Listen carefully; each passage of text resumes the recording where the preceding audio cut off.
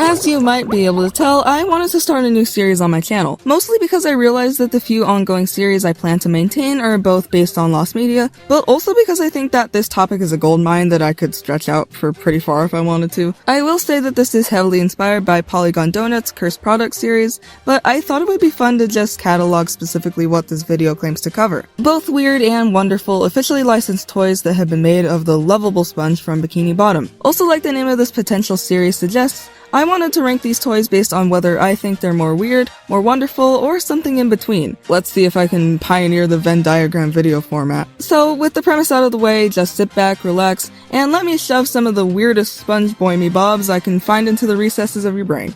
Starting with the toy that inspired this entire video, the Thumbs Up SpongeBob Beanie Baby. This Sponge Blore Beanie Baby is from 2004, and features one of the earliest SpongeBob and Nickelodeon merchandise logos that would have been used in the 2000s for all of their officially licensed products. This Beanie Baby is the perfect bridge between weird and wonderful. He looks cute and unassuming at first, with his silly, pudgy little hands, joyous expression, and of course his winning smile. However, when you look closer, you might notice that his mouth is sideways. I guess to sell the fact that this is SpongeBob, they decided that the design needed to have his mouth in a position that it's more usually drawn in, though I will note that the original main brand of SpongeBob plushes had his mouth in the correct position in relation to his eyes, which I personally think takes a little bit of the charm away from it now that I've seen the Thumbs Up SpongeBob. The tag on this Beanie Baby makes references to specific episodes of SpongeBob, which I think is super creative, but it also means that the profession and hobbies that the tag claims to refer to are examples that are only in single episodes. For example, for his profession, they say,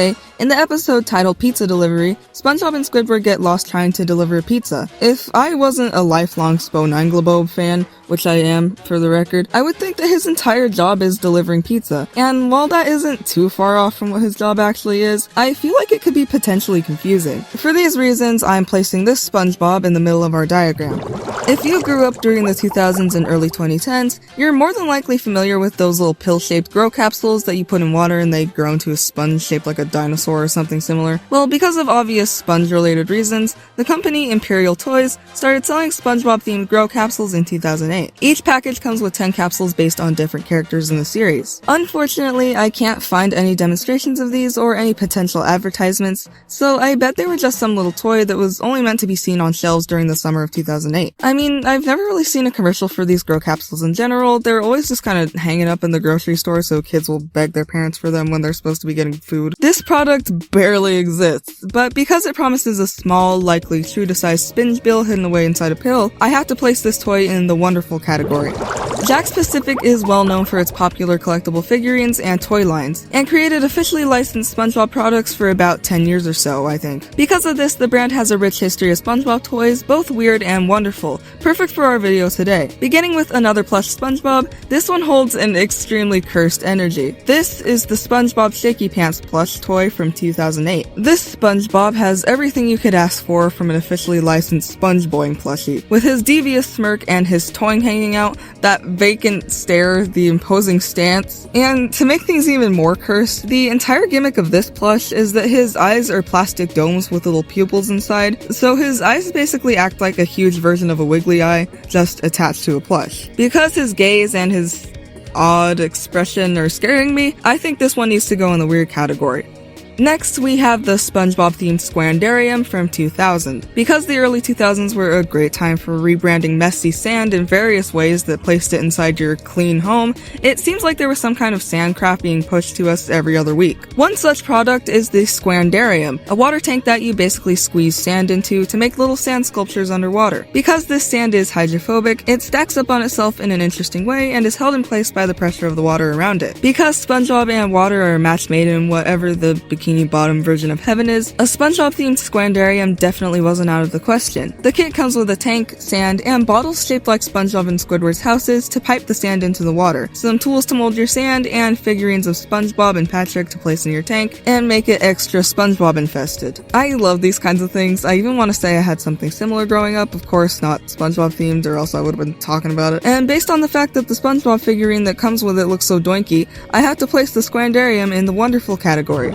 While we're in the realm of art-based SpongeBob toys, I thought I might talk about the SpongeBob Silly Stampers, which are a set of 4 stampers shaped like the characters of the show, both in the stamper shape itself and the shape that the stamper actually makes on whatever surface you so choose to mark with the sponge. These are from 2001 and are basically just figurines on top of SpongeBob-related stampers. I do like how the figures are pretty well made, but I think Sandy and Patrick look kind of scared or shocked or something. They just look kind of weird. I also take offense to the claim that the set includes all 4 characters. Like, last time I checked, there were never only 4 characters in SpongeBob. And even then, if they were really narrowing things down to the main 4 characters, I would think that Mr. Krabs would be a better fit since he appeared in the very first episode. Although he was followed quickly by Sandy in the second part of the first episode, so we're not gonna talk about that. For this very petty reason, because I am a Mr. Krabs fan and he's usually seldom represented by merchandise, I'm putting the Silly Stampers in the middle category instead of the Wonderful category. Moving on from Jakks Pacific, I also wanted to talk about some Mattel toys, since they were the first to make any SpongeBob toys at all and branched out to some fairly odd territories within the 13 years that they had the license. I'll be talking about quite a few of these, because a lot of them are cursed beyond all belief. First, I wanted to do kind of a crossover entry concerning the Barbie toys that got made with the SpongeBob brand. The less strange product of this bizarre union is definitely the Barbie Loves SpongeBob Barbie. All it is your typical Barbie dressed in a SpongeBob t-shirt and SpongeBob pajama pants, accompanied by a clip-on SpongeBob charm for something. I would clip him onto my jeans and take him everywhere with me. I would show him places and things that SpongeBob has never seen before. Overall, this is a pretty interesting doll, and I don't think the look has aged much since the doll's release in 2003. However, the other Barbie x SpongeBob product from a year later is the dolls of 2 other minor Barbie characters, Tommy and Kelly, just as SpongeBob and Patrick.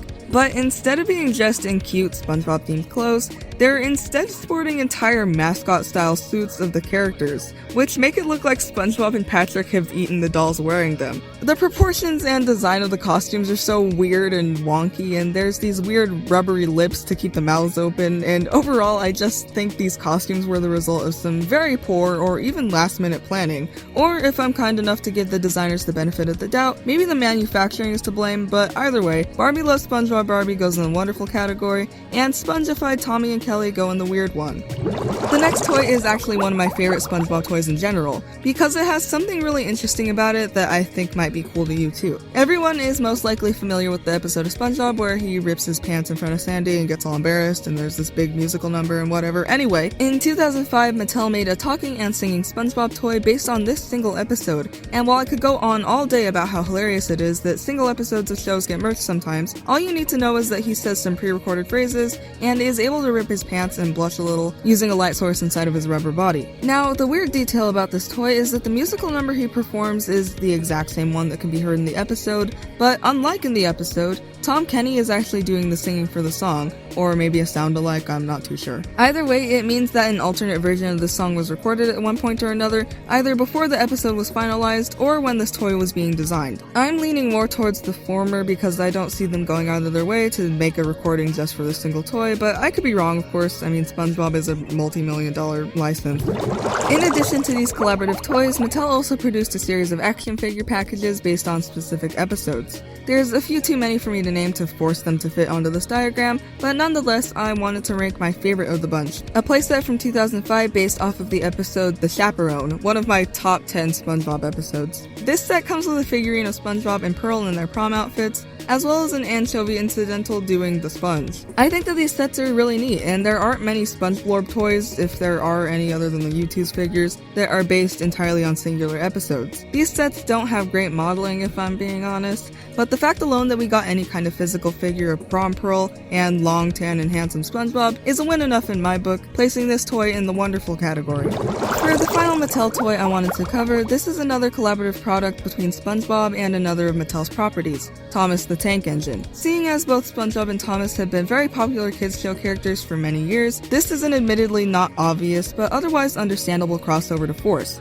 coming in 2013. Pretty much the entire cast of SpongeBob, both major and minor characters, were matched up with various trains in the Thomas series. Since I'm only talking strictly about SpongeBob toys, I don't have the chance to rank all of these, but even just the SpongeBob alone is pretty cursed, mostly because whatever character was reskinned as him just doesn't have the right facial structure to come across as Spongebob. I have to banish this SpongeBob train to the weird category. To cover a similar amalgamation of brands, I'd like to talk about the Trexie line of SpongeBob figures. Though created by an entirely separate company, the Trexie line of action figures is characterized by their large round heads, noodly arms, and claw-like hands. Anyway, in 2012, one such collaboration occurred where the characters of SpongeBob were turned into these odd-body figures, which had some pretty mixed results. On the one hand, certain characters like Sandy and Squidward kind of work with the style because they already have a circular design element to them, but SpongeBob, since his whole thing is being square, doesn't particularly work with this figure design. Who would have guessed? I won't say that the SpongeBob ones are ugly, but the spherical shape of the head just makes his face look a little bit disproportionate. I really don't like these in general, if I'm being honest, but the SpongeBob in particular is just very strange looking, which both really sucks since he's the main character of the show, but also lands this toy in the weird category. Now, this wouldn't be a weird SpongeBob toy video if I didn't mention Mattel's Squirting SpongeBob from 2000. Since I don't have the toy itself, thank God, I don't know the intricacies of the Squirting SpongeBob, but based on context alone, I can confidently assume that this is some kind of water squirter toy. In the early 2000s, rubber bath toys like these were all too common, and I remember personally owning a Dora the Explorer themed rubber bath toy, but it was nowhere near as big as what the Squirting SpongeBob looks to be, so perhaps he was meant to be used more in outdoor water battles, like some kind of scare tactic. Like, imagine you're doing all Nerf or nothing and someone pulls the Squirting SpongeBob out on you. You'll be too flabbergasted to react in time. The pose of this sponge making it look like you're toting him around against his will, the fairly well-detailed face and expression, and the odd addition of removable square pants lands the Squirting SpongeBob a much-deserved place in the wonderful category. Another toy that I thought was kinda strange is a SpongeBob version of the game Operation from 2007, which actually had a re-release in 2014. It's pretty much the exact same as Operation, except the patient on the table is SpongeBob, and instead of having random objects you might see in your daily life as pieces, this game instead uses objects related to SpongeBob's daily life, such as a seashell and a Krabby Patty. The game plays out the same as the original, and you have to expertly perform surgery on spongebob and take all of the pieces out without touching the edges of each opening in his skin. Skin? Is it really considered skin? Is it sponge or skin? I'm kind of conflicted on what I feel about this product, mostly because I feel like Operation is a really weird game to SpongeBobify, but at the same time it's really silly, so it's going in the middle category. This next one isn't exactly a toy, but it is kind of adjacent, or at least equally as exciting as a toy. In the United Kingdom, starting on April 14th of 2021, and lasting until May 19th of that year as a promotion with McDonald's, all Happy Meals not only contained a SpongeBob toy, but also come in a box that was printed all over with SpongeBob. I love this silly little box because it uses that one render of him that they always use for things, you know, the hi on SpongeBob one, that one. Hi, I'm SpongeBob. He looks so happy and excited to be a Happy Meal box, but I just think that based on the fact that this isn't necessarily a toy and that it's just a silly little box, I'll put this one in the weird category because it really does seem weird to see him so wide and boxy. Last but not least, I wanted to talk about a SpongeBob Lego set that I thought was kinda neat. A full model of SpongeBob from 2006 called Build-A-Sponge. The set is a giant SpongeBob and comes with a minifigure of Plankton, who you can place inside the actual model. The backside of the SpongeBob is open and has a few spaces where you can store the little additional things it comes with, kind of reminiscent of the episode where Plankton takes control of SpongeBob's body. The set also allows you to change SpongeBob's expression, both his eyes and mouth. I've known about this set for a few years now, and I've wanted it for just as long, and I think it's really cool and a fairly accurate model of SpongeBob, or at the very least doesn't look extremely cursed. This one definitely goes in the wonderful category. So here's the final diagram of 15 weird and wonderful SpongeBob toys. Let me know what you think of this format. I really think I'm onto something. If not for the entire internet, then at least for my channel. If there's any series you think or know might have a large store of weird and wonderful toys made after it, let me know, and I'll see if I can make a video out of it. I hope you enjoyed what will hopefully just be the first video in a long series, and I'll see you in the next one. Bro, sound like spongebob. Why you spell it like that, my boy? It's SpongeBob.